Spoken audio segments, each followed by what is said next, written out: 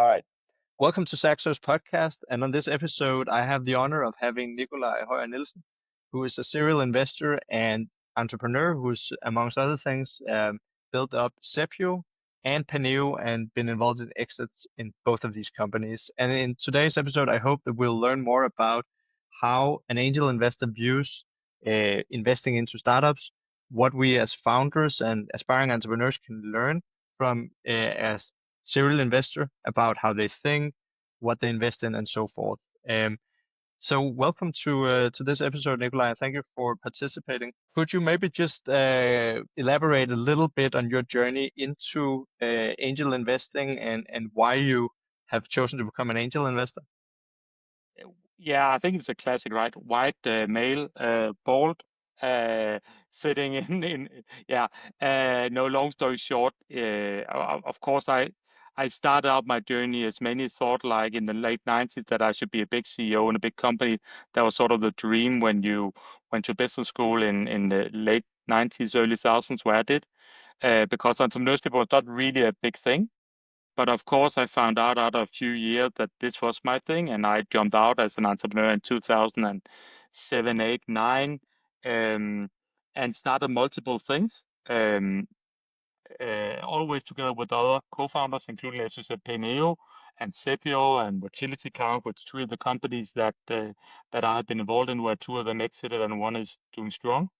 Um, and then gradually I realized that I was an okay founder, but I actually think I'm a much better investor because it's actually two very different things. So just because you are a great entrepreneur, don't make you a great investor, and vice versa, I think. Because being an entrepreneur is about doing something for 10 years, because it always takes 7, 8, 9, 10 years to build something and do that 100%.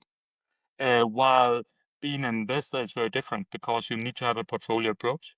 And I really like, even more than entrepreneurship, I like being involved in various projects and using my intellectual or analytical capability there, which is very different from what you actually do as a founder. So after I had my first exit in 2015, and after that, I gradually evolved into focusing only on investing in startups as a business angel. I really sort of hate the name because it sounds like very special, but it's basically just a private investor, right? Which is very unlike from being a VC investor. And that's what I do it. And I've been lucky with, I think I have 5 exits now. And that means that I only do startup investments. And I'm currently in close to 40 different startups. So I'm Mr. 2, 3, 4, 5% in a lot of startups, which I really enjoy. And that's sort of my strategy. I thought I'd just really quickly for the listeners also mention how we know each other, because you've come into my life both as a teacher in the literal sense of the word, and also as an investor. I met Nicolaj about 4 or 5 years ago, starting studying at CBH Business. And here I was writing a thesis about my project, about Handy Hand, my company. And I remember receiving a very nice message from Nicolaj that he could not pass me.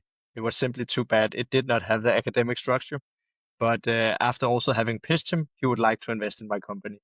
So that was like a very beautiful transition for me to go from being a student to being a full-time entrepreneur. Very, very cool. All right. Um, so I'm gonna jump straight into some questions here that I could imagine that some founders might find interesting, Nicolai, because I know you talk to a lot of them. You have open door sessions, so not only the ones you invest in, you also just talk to a lot of entrepreneurs out there. So for you as a business angel, what impresses you when you meet a founder? What's something that can impress you? Of course, there are multiple things, and also depends on whether you're building a cancer vaccine or you're doing a what can I say, consumer app. But I think in general, it's some kind of passion for what they're doing. Because again, I'm an early stage investor, meaning that I know they are 7 years ahead, and I know how hard it is because all the successes that I see and know, including my own, but also my own failures, they've been really, really hard to, or they have a hard time. That basically every startup had been close to bankruptcy. I'm sure even the unicorns you see, you read about them in TechCrunch or whatever, ask about how the first 2 or 3 or 4 years were. So what I look for is, and it's really a cliche, but it's some kind of passion or drive for doing this. And that's also why if someone pitched me three different ideas, it's the worst turn-off ever because they actually say they're looking for something that excites them and, oh, you're not interested in A, but what about B or C? And that just means that I don't think that they have what it takes because this passion means that they keep on. It also means that they become magnetic to other people, not only investors, but also co-founders, employees, or whatever. So I think one of them would be passion for what they're doing. How do you spot passion in someone? I guess it's like other things, it's subtle, but when you spent 1 hour, 2 hours with someone, you know, I try to understand why they're doing this. And then there could be many reasons, right? Passion doesn't have to be, I want to cure cancer, I want to make Africa great, or whatever. It can also be, hey, I really want to solve this problem, and my old school teacher told me I was stupid or whatever. I have to prove him wrong, right? Most entrepreneurs, including myself, have a little bit up here, right? And something in our childhood or whatever means that, you know, um, and now the session should not be about me, but what's my drive, whatever. So I think after a few conversations with founders, you sort of understand, at least partially, why they're doing this. For instance, I talked to a startup I actually ended up not investing in for reasons some months ago, and I'm always very open and I tell about why I am. I have my passion for money is not to buy yachts or whatever. It's for having freedom. Because as a child, I didn't have much money, and I actually had a dad that was not there. My parents were divorced or whatever. My dad alcoholic, right? And then out of the blue, this founder says, "Hey, my mom died from alcoholism 10 years ago." So without saying much more, I think I know a lot of this, where this drive comes from. But again, doesn't have to be poor as a child. That could be many, but you try to find out. It could also be that, hey, they've just seen this problem in the world they just want to solve. I just think it's unfair that a group of people are not whatever, can't get banking, whatever. That's why I have built a banking app for the challenged people in North America, whatever. You know, um, that could also be. So this passion is part of what I'm looking for. I heard the famous venture capitalist Mark Andreessen say that he sees a direct correlation between the number of people who want to be founders and how well the economy is doing. So when the economy is doing well, all the people from the big consulting houses, they run out and pitch startup ideas, and then when the times become hard, they disappear again. Eh, I'm just very curious because I heard this recently. Do you see something similar in Denmark? Because I know it might be different from Silicon I, you Valley. know, I talk to founders all over Europe, and yes, it's the same. Especially 3, 4 years ago in the low no interest rate period, and that correlated with it was become very hip to become a founder. So you saw many of these people who want to create companies, and I think, and I also become blind doing that. I think my portfolio from the last 2 years is much better from the period from that point of view because I clearly also invested in people that was not really having that passion. And okay, being an angel is also a learning experience for me. And now I'm getting very old, as you can see, right? So I've been through many of these ups and downs, but you also learn. And this passion gets more and more important. And I think without having the statistics, I'm quite sure that. Oh, I'll give an anecdote. Overheard someone last year saying she was in doubt whether she should go into consulting or do a startup. And then my thought was just, then you're not in doubt. It's just like two extremely hard things and very different. If you had this doubt, then I would never invest. Yeah, that makes sense. I'm curious if you have found any way of discerning between the two types of people. It's hard. I guess that's also coming back to my portfolio approach, right? Is that you dip your toes in doing investments, and that's why if you talk to me 15 years ago, I would like to be Mr. 10 or 15% in the startup and have few investments. And now I'd much rather do lighter due diligence or whatever and say, hey, I missed the 3%, and then I follow up with more money when I know your time.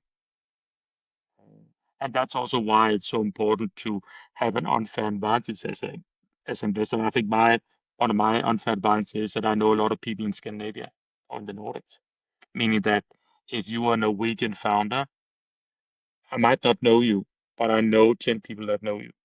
So we can find out, why are you doing this? How did you perform? You had this fantastic CV where you worked in a unicorn, but how important were you really? Were you kicked out or whatever? All these things is what you're trying to figure out, not only from talking to you, but also from talking to people that know you better than I do. That actually makes me to think of another question, which I could be interested in hearing your point on. I know you're more seasoned than a lot of business angels because you've done a lot of deals, but what kind of due diligence do you do on a founder apart from just watching their pitch? Well, what's the bit? And then LinkedIn, I find out. But actually, here's a business idea, because LinkedIn doesn't work for finding out who actually know you. Because if we, if the two of us, if I'm looking at a random founder in Copenhagen or Oslo, we had 300 mutual connections, right? But none of them really know both me and you. But that's what I'm trying to find out. So I saw, oh, Saxo, you worked at Pleo before. So I'll find out someone who worked at Pleo, which I might know you and what you did there. I might, where had you otherwise worked before, or stuff like that. That's a big part of, but is it full safe? No, but there is a diminishing return on further due diligence, right?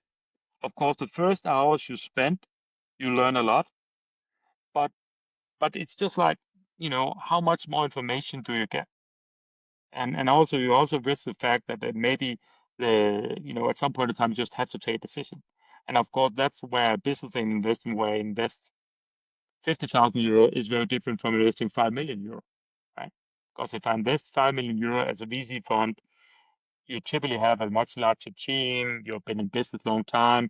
You talk to 20 customers, not only one. You do personality tests, all kind of things. Actually, personality tests is one of the things that I consider I should be doing, but I actually don't do. But yeah, and, and and then a lot of this also happen in groups. Remember that most, if not all, angel investments happen in a group of people. And ideally someone knows you better than me, and that's why introductions from other business things matter, because I can do my own opinion, but I can also say, okay, do you really trust Saxo? Right? How well do you know him? Yeah, I worked with him before. Right? Actually, earlier today, I had a call with a startup that out of the blue contacted me, and whatever reason I took a call with them, and coming from management consulting, and two of his former bosses had decided to invest. Right? That is a signal. It's not a stronger signal, but it's a signal that these two partners at this top tier management consultant. And of course, my next question will then be, how much are they investing? There's difference between investing 5,000 euro and 100,000 euro, as an example. Because even for partner management consulting, say 50, 100,000 is a nice sum. It's not something you just do to a random old employee. That might be 1 or 2K, right? So ideally, I would know these two partners myself. Actually, I don't, but I know one who worked in the same company up the ranks. So guess what? 5 minutes later, I took the two names and sent to my contact and say, "Do you know these two guys?" He didn't, which is one of the reasons among many why I will not proceed with the deal. Okay, so network can actually, as a founder, can have like a indirect impact on whether you get angel funding or not. I think what you need is you need to find one committed. For instance, now I'm running my own angel network, and the problem, while my take is many angel networks don't work because it's basically just a garbage can where all people send in, and then there's a young analyst evaluating. What you need is a short list of startups where at least one you trust say, I'm putting in 50K myself. So as a founder, your job is to find one of those. And when you find that person, then you ask him or her, who can you introduce me to that think could be interested? And of course, you also So the image we get from the Silicon Valley series, where you get one investor and then everybody else follows, that's also correct in the real world. it is correct, and it's actually also a problem because it creates groupthink, right? But it is, I could name, yeah, investors and then, oh, they ain't whatever. And I also in the past did that mistake by not doing enough due diligence myself. So of course it's a two-sided thing here, that it's a great signal, but it all depends on, do you think they are as smart as they are? Do they know you? Because in the case, then it will be like, either they know you really well and know you just a stellar personality, or maybe that they know you not so well, but they know the problem really well. So, so these are two things, right? Because often as an angel investor or any early stage investor, you're not a specialist in the problem, right? So either, that's why I normally say, either I know you well or understand the problem well. That's the best scenario. Second best is that I know someone that know you well or whatever.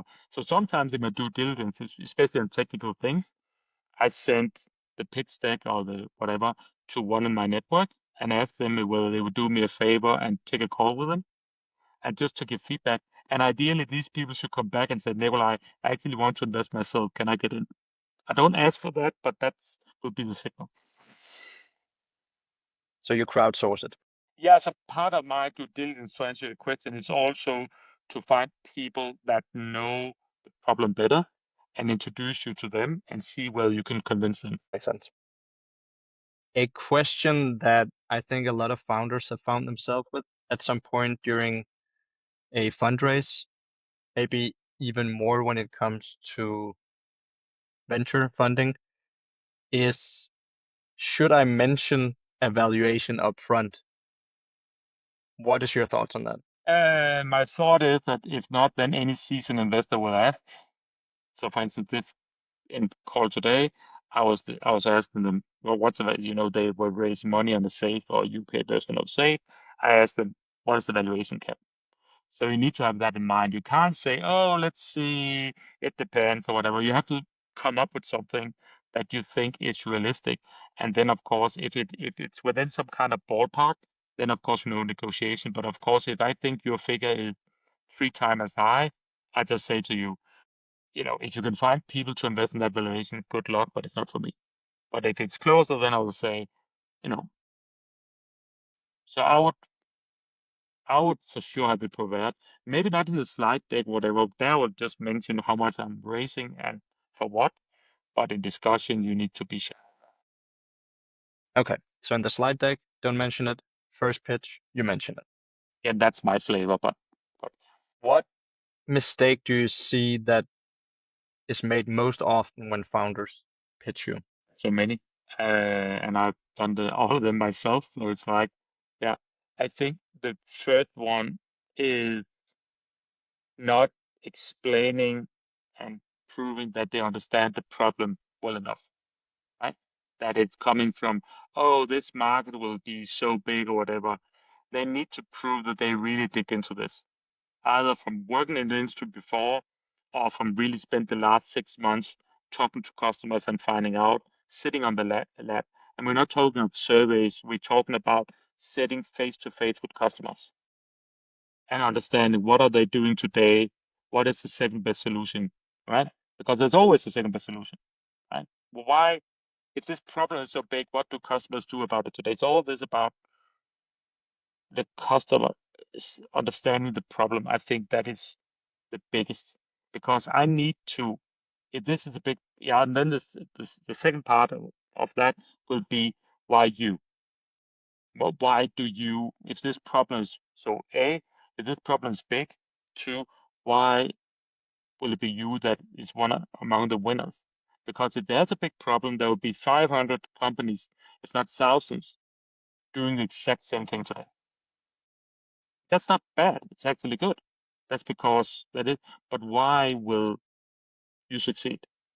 What's you have to brag a little bit about and that is simply about the founding team, right?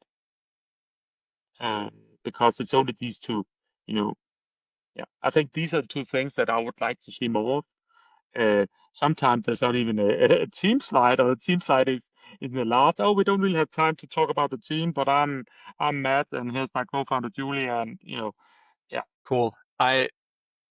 It makes me think of a question that I know for a fact that I had myself when I started out, which is for a lot of founders that are starting early, what could be some things you could brag about? Like, what could be some concrete examples of something you could show someone like you to say, like, I am the guy for this? Because as what I did is coming straight out of school, and what's on my CV, a paper route, doesn't look impressive.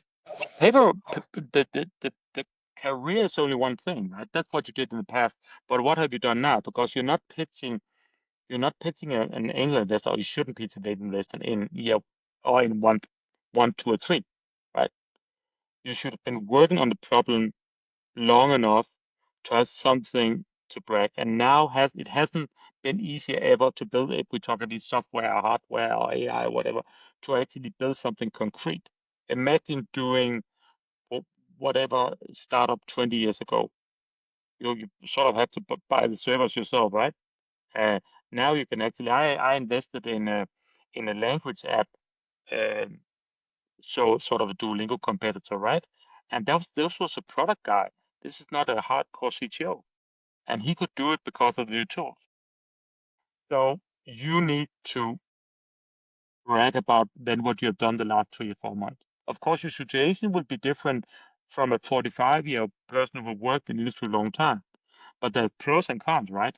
You know, uh, the 45-year-old and his co-founder, they'll be talking about they need a shitload of money because they have a burn that is so high, where a young person have different opportunities to live more scrappy, right? So what can you normally brag about? Who's your co-founder, right? Because we all looking for someone who can quit it. So, and if you're alone, that's at least partly a bad signal. I know, for instance, the language app, there was actually no co-founder. I invested anyway, but co-founder could be one. What have you built? How have you proven that this problem really exists? If you're a consumer thing, you most likely will have users already. If you are B2B, you will have the um, um, pilot customers or users, or you committed them in some way. So actually this commitment, right? Because you want to change the world around you and get the world committed. That is investors, that is co-founder, that is customers. All these things, you have to show that you have this thing that you can sort of reshape the universe a little bit. And that a lot of young people are actually quite good at that. And I'll also have to say that, um, if you're pitching middle-aged people like me, there's also a little bit, oh my God, that's freaking cool that a 23-year-old is building this, right? Uh, and we all know the energy you have at that age, and the optimism, and how naive you are, right? So yeah, but I think that's what you can do. It's only not about the CV, but of course, if you're trying to cure cancer, then you better have someone on your team with a PhD in this field. Or if not, then prove to me why you and the kitchen table could solve this problem, right? That And that's makes actually total why sense. if we talk about these very technical projects, university spin outs and stuff like that, um, what I often recommend founders to do is to try to find someone with highly technical know-how in the field and get them to commit a little bit. Not free advisors, but 5K, 10K, 20K, something like that. So if you want to cure cancer, find someone who have worked in cancer research before. That maybe another founder within this field, or executives in the pharma world or whatever, and get them, because then you can pitch more random dudes like me and say, okay, besides there's actually someone who knows more about you and about this field. So, for instance, I recently invested in um, in a 3D printing enterprise 3D printing startup that is focusing on the hearing aids industry and the dentist industry. And guess what? When I talked to them, they already have 8 angel investors from these industries. People who have deep insights into what are hearing aid manufacturers looking for in terms of 3D printing. That's a really good point.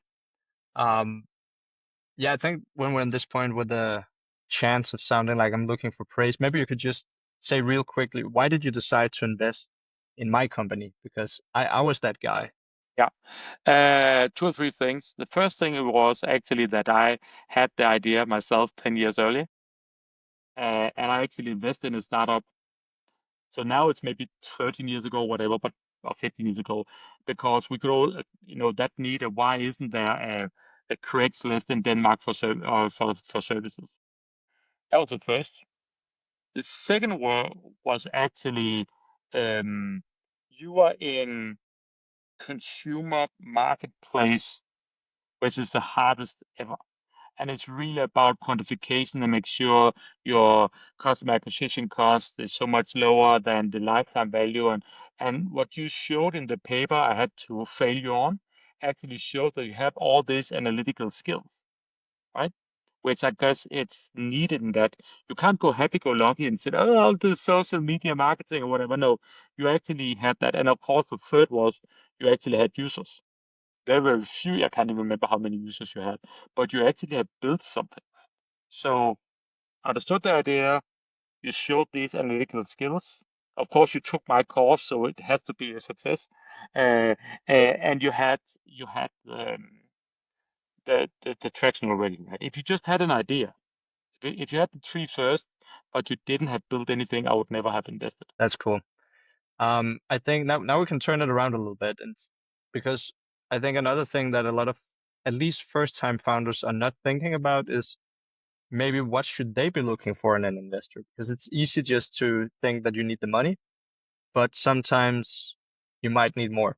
What would be your take on that? First of all, they should do the due diligence too. So whenever they are talking to someone, finding out who has taken money from that person before on LinkedIn, and don't ask for permission, just email these founders and say, "Oh, so I can see you're taking money from Nicolaj. How is he? I'll keep it confidential." And of course, not everyone will answer, but you'll get a fair amount of data on that. That would be the first. Then, honestly, what do early stage investors do? I'm talking both for both VCs and angels. I think we sort of only have two things we can do. We can act as a signal in further round. As I'm looking for signals in you, you also can use investors as a signal, right? If your first round investor was three really well-known angels within this field or famous early stage VC, you will have much higher chance, even with the same traction, you will have higher chance of rating the next round because it's a signal, like your PhD or like whatever. So I think we can work as a signal. So yes, you can be picky, and yes, that's why sometimes it makes sense to have famous people on. Um, and three, then we can make introductions, right? That could be introductions to partners, to customers, but even more to next round investors, right? So when you're looking for a next round investor, you have a list and say, hey, and there's just a 10-time higher reply rate if I introduce you to this British fund that I work with in the past than if you email yourself. And it's just how it is. Because these VC, especially the top tier, they're just using it as one of the strongest signals, right? To a person they think has a credible role in this ecosystem, introduce them. Then we should basically just not get in your way and pick up the phone whenever you have questions. But honestly, I believe that a big part of the average investor is to not be in the way. Provide some courage and some money in the beginning, a little bit of introductions and clout. And of course, then sometimes you need more, right? Sometimes you need someone to say, okay, that person or that group can actually help me with more. Great. But for 9 out of 10 cases, you're actually looking for the generic things, I think. Because you'll always, on 9 out of 10 cases, know more about the problem or customer than I will do, right? Where you're at now, I can't help you with much, right? I can maybe have some opinion about future exit strategy, funding strategy, stuff like that.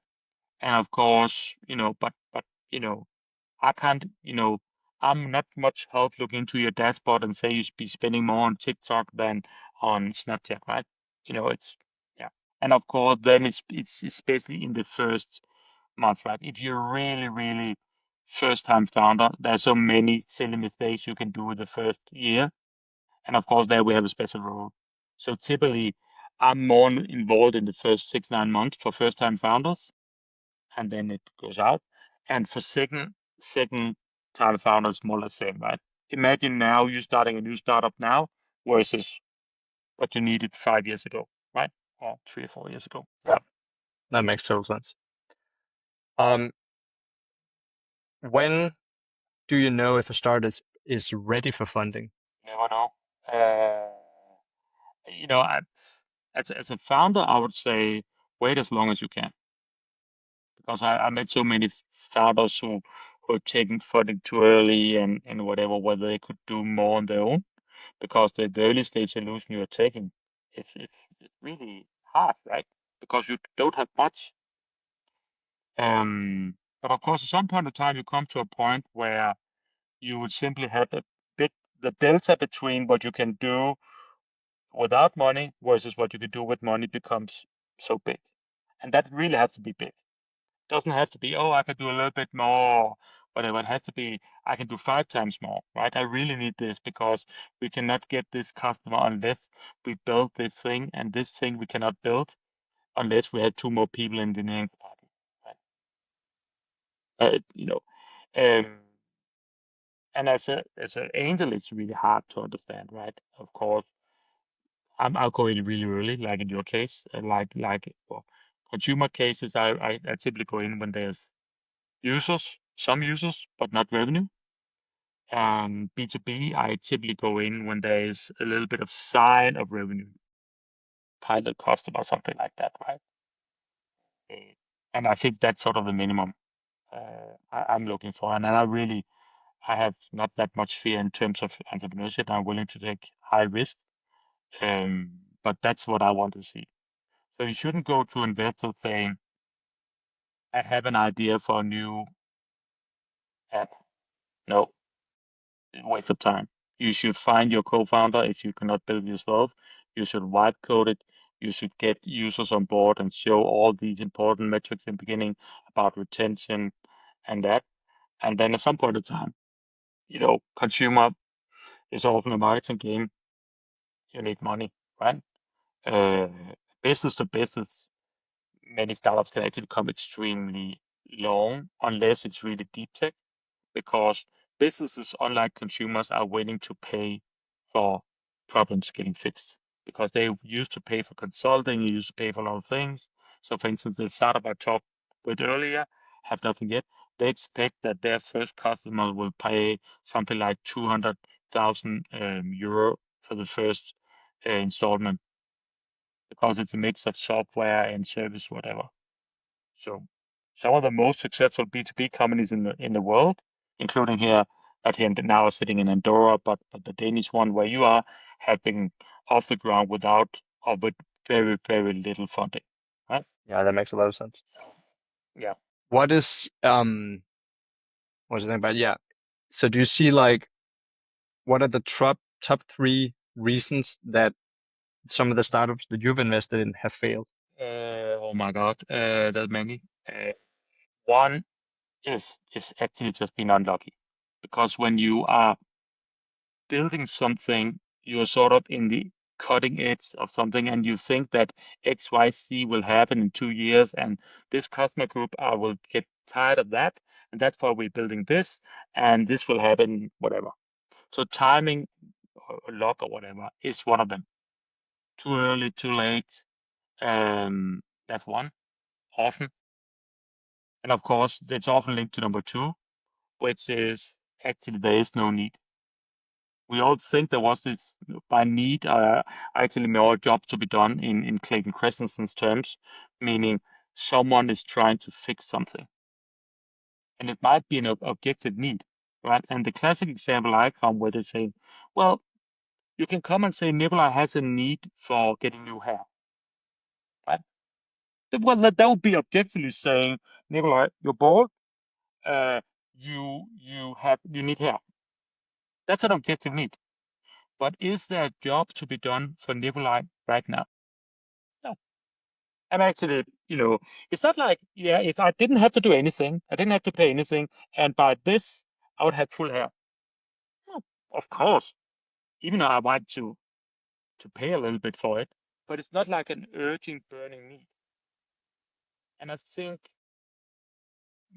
startups, the biggest problem in startup is that we misunderstand the objective need, which means Nicolaj is bald, he should have hair, from the jobs to be done, which mean like Nicolaj is willing to pay that much for a solution, even though Nicolaj has to do X, Y, Z or travel on a plane to Turkey or whatever to get hair, right? And that's why often that this is not the case, and that's why you try to do this customer validation in the beginning, where you try on the B2B side to get pilot customers, but you might be getting 3 pilot customers, but these are just rare species. They are not equal to a bigger population of customers, or you might have 1,000 users on your app, but in fact they're not willing to pay. So this difference between objective problem. So a problem is not enough. There has to be this group of people that have to spend this money. And I think in hindsight, the best way to find out is what are they doing today? Again, if I was spending thousands of euro on cream or whatever, or red light therapy or whatever, then there would be a bigger chance that I had a job to be done for your solution because I'm already proven that I'm willing to spend time and money on something. And that's why the worst thing that I can hear is, what are they doing today? And then the startup is saying, oh, they're not doing nothing. Oh, they're doing nothing. Oh, that's number 2. I think number 3 is lack of stamina because they don't really know how hard it is to be a startup. The first 3-4 years is always crap. Or not crap, but you had this plan, right? And then it comes 3 years later. And that's why I guess it's also like it's an extreme sport. I always compare entrepreneurship to an extreme sport. I don't have it in me. I simply don't have the burning desire to do an Ironman. Again, if I could do it like this, well, that would be fun. I could brag, but I don't have the burning desire, right? And I think some don't have the burning desire to make this specific startup. And that means that when the co-founder is leaving in year 2, or they're almost bankrupt in year 3, or the biggest customers resign in year 4, they quit. Yeah, I think so. It's That makes often sense. it's not so again it's more like the lack of market and lack of stamina more than lack of uh, or too much competition, right?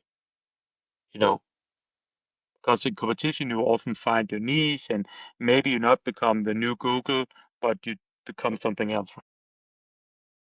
Because Yeah, competition I is a mean, proof of market need.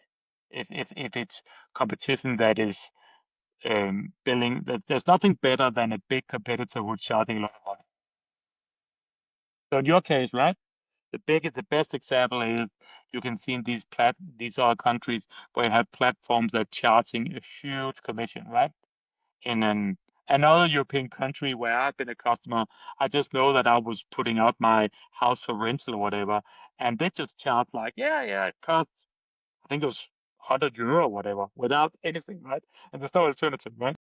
So you want these big, slow competitors, ideally, that charge a lot of money. yeah, like in my experience, both from my own journey and from others, it's the most scary thing, competitors, but it's really a luxury problem because the time when you are constrained by competition, you're already doing pretty well.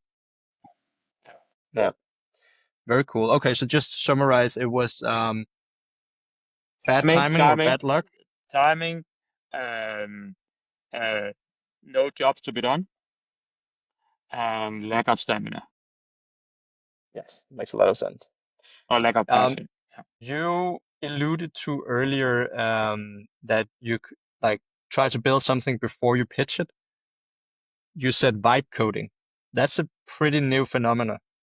So in your view, has AI changed how much is expected for first-time investments? Yeah, for software, especially consumer software, but basically like that. We talked about the MVP for the last 10 years, right? But now the MVP can actually do much more. MVP was maybe just like you can click on the screen, oh, that looked nice, right?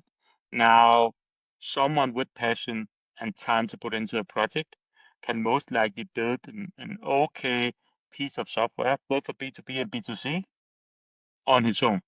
And that's why the question will be, if that person comes without having built it, anything, then I would think, is that lack of passion? Is it lack of capability? What is it? So yes, we're still in the process of moving the needle, but yes, the needle will be moved a lot. And of course, that also means that individuals like me or early stage VC have to find a new role. Where is it that we are putting in our money? Right? How are you viewing AI as part of the startups that you're investing in? Does there need to be an AI element to everything? No, but no, but but often is, right? Yeah, there's no AI element in the 3D printing I just invested in, right? But most of them will have some kind of AI strategy because it's obvious that in all of our companies will be impacted by it. So they don't have to pitch it as an AI for whatever because then sometimes you get sick. But you of course want to try to find out, what is the long-term differentiation, right? And how they're utilizing AI to do it much better because it's a little bit different if it continues to software platforms, whatever. 10 years ago, the pitch was often this happens offline and we want to move it online, aka SaaS or marketplaces. Now the pitch is more like people are spending so much on these existing SaaS tools. Now we're building something that's much better. That is most likely because you're utilizing um, AI, right? And then again, I'll look and say, where is your role in the stack? Which we investors still really haven't found out. Are you just utilizing all the other tools, or you try to build a financial model, and most of them are most likely up here. But do we think that where you have decided to be, that you can build a long-term differentiation? And it's really hard to foresee because this AI is so new, so we are all sampling a little bit and don't really know. Uh, And then we're back to what is the quality of the founder? The good founder with the right passion will change paths a few times and find out. Now, this is a basic question, but I think it's still relevant for a lot of people. Um, what are some must-have slides in a slide deck? Oh, that's a team. That some slide decks could only be team about the problem. And again, the problem is have to be on detail level that you understand the problem. Then traction, meaning how far are you, especially on the customer side. Impress me how far you are. And then the thought will be, what is sort of the next timeline, right? Where will you go for this? Now you're raising 300K euro. Where will you go? Because I have to believe that you can come some far with that, and that it's fundable going forward, right? If it's not fundable, then you'll be um, uh, uh, organic growth from there, which is most likely not the cases I invest in, right? I think these are the four. There, of course, there's often 15 for obvious reasons, but I think these would be the four, which I simply can't see how you can can can hit anything with that. So we are getting near the end here, but if lastly, I would just like to ask you what are some companies that you've been really happy that you invested in, that maybe you made an exit or something, and what are some companies that maybe you got pitched but you didn't invest in that you wish you did? Yeah, what I'm of course happy with the one that actually a former student of mine pitched kept this 10 years ago, or 11 years ago maybe, and I invested and we had a very good exit. Sepio, which is this cybersecurity company that was sold.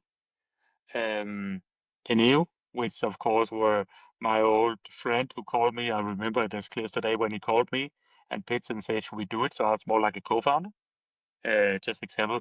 But also companies that I haven't exited yet. It was actually an old student of mine who introduced me to the ones who created motility count, which is a sperm quality test. It's on, I think we created the company in 11, something like that. Still going strong, really strong team. But also a company like Revolution that is um, biotech vaccine against actually diabetes and cancer, which again, it's not exited yet, but it's just like, yeah, companies that I got pitched and didn't decide. Soundbox, which I guess many of you know, was actually a former student who worked in the company. I decided no, it was hardware, whatever. FlatPay, which claims to be one of the fastest growing companies in um in Europe. I to just recall because there's so obvious successes in whatever, and both was actually pitched. It's not like though I heard about them. No, I was actually the pitched them, right, and I just FlatPay. I just knew too little about the payment space and thought it was maybe crowded, but yeah. Despite one of my good contacts actually saying it was really cool. So now I'm just like, hey, another one I actually decided to do, and I'm happy was Pento, um, the payroll software where I sold my shares in the secondary to Type of Global.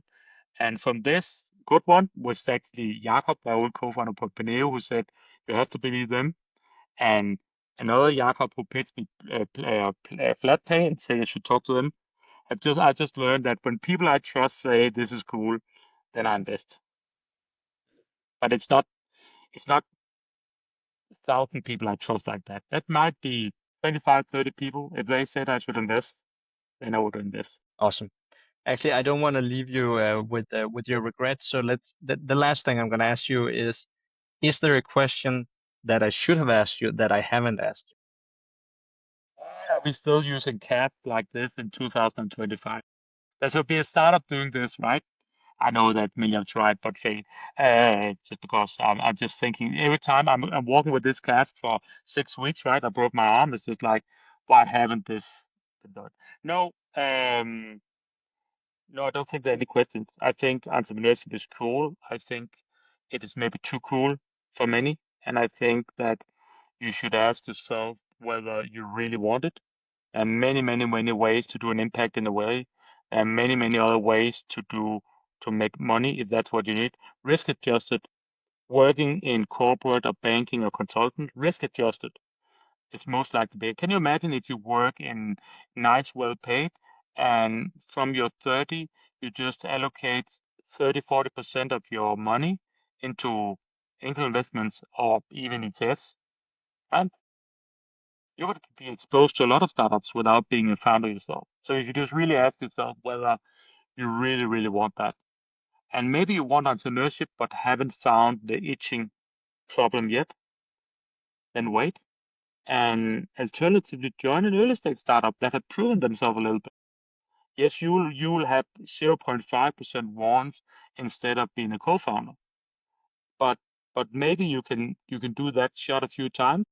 And if you are good and lucky in picking right, these 1.5% can be worth a lot of money and you can have a huge impact, you know, just locally or from the Scandinavian startups, right? If you are employee number 15 of Lowball, you're most likely really happy, right?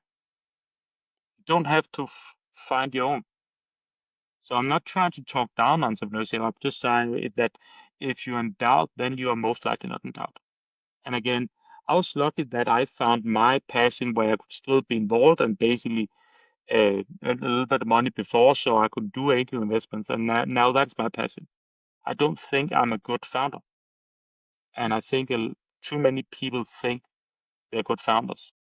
Like too many people think they're good salespeople. I think that's a really good point. I had a talk with Nick Tausen, who you also know, who's a serial entrepreneur.